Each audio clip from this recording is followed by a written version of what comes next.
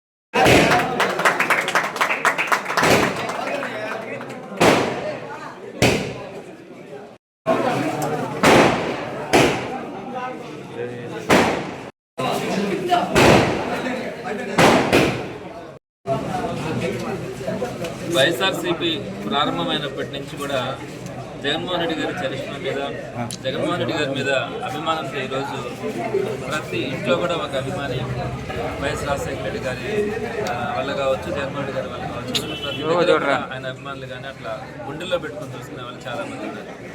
అయితే ఇప్పుడు ప్రతిపక్షంలోకి వచ్చిన తర్వాత కొంత మనకు సమయం కూడా దొరికింది కాబట్టి పార్టీని సంస్థాగతంగా ప్రతి వార్డులో కానీ ప్రతి గ్రామంలో కానీ ఈ పార్టీని ఎస్టాబ్లిష్ చేసేందుకు చక్కని ప్రణాళికతో జగన్మోహన్ రెడ్డి గారు ముందుకెళ్తా ఉన్నారు.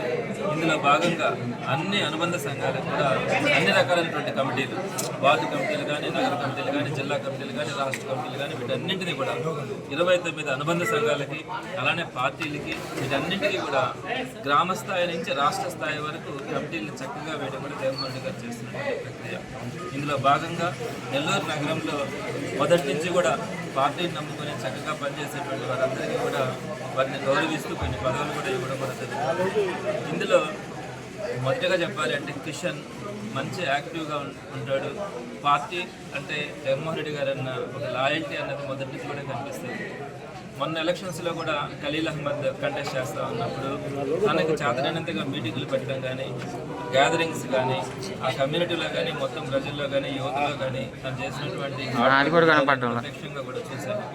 అయితే కిషన్కి ఒక మంచి పదవి ఉండాలా, తనకు గౌరవం ఇవ్వాలి. ఎందుకంటే తనలో ఆ ఇంట్రెస్ట్ ఉంది, ప్రజలకు ఉపయోగపడాలా, భవిష్యత్తులో నేను ఇంకా డెవలప్ కావాలా, 10 మందికి ఉపయోగపడుతూ డెవలప్ కావాలనే ఆలోచనతో ఉన్నటువంటి కిషన్కి ఒక మంచి పోస్ట్ ఇచ్చి గౌరవించి తను ఎంకరేజ్ చేయాలనే అభిప్రాయం కూడా ఉండింది. అయితే గత 4 నెలల నుంచి తనకు రాష్ట్ర స్థాయిలో ఒక మంచి పోస్ట్ పెట్టాలన్న ఆలోచనతో ప్రపోజల్ కూడా పంపించడం జరిగింది.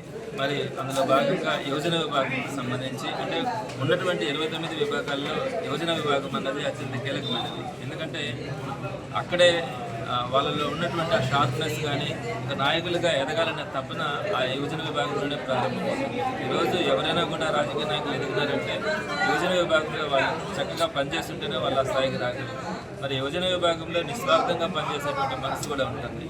మరి ఆ యువజన విభాగానికి సంబంధించి రాష్ట్ర స్థాయిలో అఫీషియల్ స్పోక్స్ పర్సన్గా కిషన్ని నియమించడం తప్పకుండా అతనికి కెరీర్ కూడా ఒక మలుపనే చెప్పచ్చు.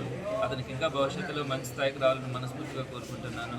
ఒక మంచి మనసుతో మనం కనుక పనిచేస్తూ వెళ్తే అన్నీ కూడా అనుకూలంగానే ఉంటాయి. జగన్మోహన్ రెడ్డి గారు ఒకటే ఆలోచిస్తారు, అదే పక్కన చంద్రబాబు నాయుడు గారు కనుకైతే లాస్ట్లో ఎవరు డబ్బులు తెచ్చుకుంటే వాళ్ళకి టికెట్లు ఇచ్చే పరిస్థితి తెలుగుదేశంలో కనపడుతుంది. కానీ ఎప్పుడు కూడా వైఎస్ఆర్సీపీలో జగన్మోహన్ రెడ్డి గారి హయాంలో ప్రభుత్వంలో ఆయన అధ్యక్షతన ఎప్పుడు కూడా ఒకటే ఉంటుంది. పార్టీని నమ్ముకున్న వాళ్ళకి కానీ తనని నమ్ముకొని కష్టపడి పనిచేసే వాళ్ళకి కానీ ఆయన ఎన్ని కష్టాలు వచ్చినా కూడా వాళ్ళకి అండగా నిలబడి వాళ్ళకి లిఫ్ట్ ఇవ్వడం కూడా జరుగుతుంది.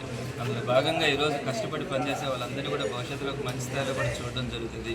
కిషన్ను కూడా నేను అదే ఆశీర్వదిస్తా ఉన్నాను.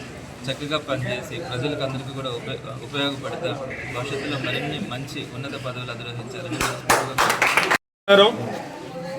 ఈరోజు నాకు వైఎస్ఆర్ కాంగ్రెస్ పార్టీ యువజన విభాగ రాష్ట్ర అధికార ప్రతినిధిగా నన్ను నియమించినటువంటి పార్టీ అధ్యక్షులు మాజీ ముఖ్యమంత్రి వర్యులు జగన్మోహన్ రెడ్డి గారికి, అలాగే Nellore city incharge MLC Parvathareddy Chandrasekhar Reddy గారికి, అలాగే జిల్లా అధ్యక్షులు కాకాని గోవర్ధన్ రెడ్డి గారికి నా ప్రత్యేక ధన్యవాదాలు, కృతజ్ఞతలు తెలియజేసుకుంటున్నాను. ముఖ్యంగా ఈరోజు నాకు ఈ పదవి రావడానికి ముఖ్యమైనటువంటి కారణం ఎమ్మెల్సీ చంద్రశేఖర్ రెడ్డి గారు. ఎందుకంటే ఈరోజు రాష్ట్రంలో మనం చూస్తున్నాం ఈ రెడ్ బుక్ పరిపాలన పేరుతో రాక్షస పరిపాలనని పరిపాలిస్తున్నటువంటి నేటి తరుణంలో నెల్లూరు నగర నియోజకవర్గంలో అనూహ్యమైన పరిస్థితుల్లో మన చంద్రశేఖర్ రెడ్డి గారిని జగన్మోహన్